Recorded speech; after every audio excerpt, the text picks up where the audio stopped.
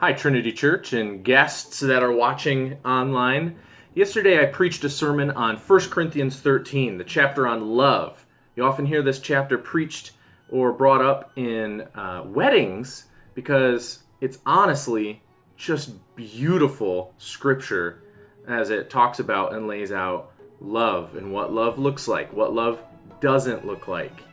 And these next few days, I want to break down that sermon again, just in 5 short clips, one through Monday, Tuesday, Wednesday, Thursday, Friday, and just share and review a little bit of that leading up to our coming sermon on Sunday. Because this is a 3-part series, a new command I give you, love one another, which is based on Jesus' teaching in John 13, 34 and 35.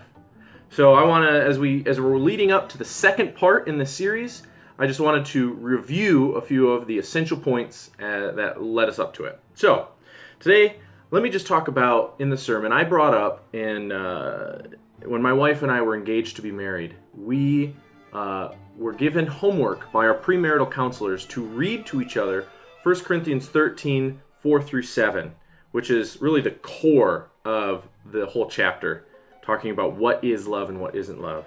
And in it, we had to change out the words. And whenever it said love or it referring to love, we would insert my love for you, which made it relational. Not just talking about love in general, but it made it personal. My love for you.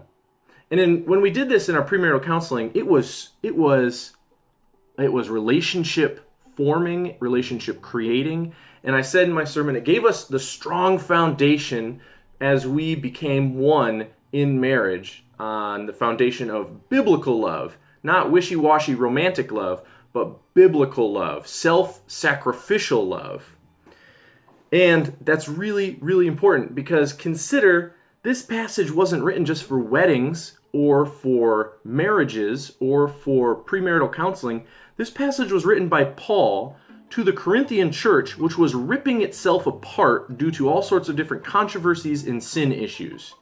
And so Paul, when he wrote this, he intended this for the Corinthians in that church to say this and read this to each other. So in the Jesus' teaching that a new command, that love is what should mark us as followers of Christ, this passage then becomes the key marker of how we should be able to speak to our fellow believers in our local churches.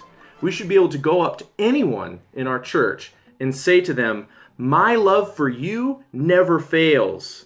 My love for you does not delight in evil. My love for you always protects, trusts, hopes, perseveres. All the things in this chapter. And if we can do that, that then, Jesus says, is the mark of a true disciple in this world. All right. That's all for today. Tomorrow we'll continue on in reviewing my sermon. Have a good Monday, everybody. Peace.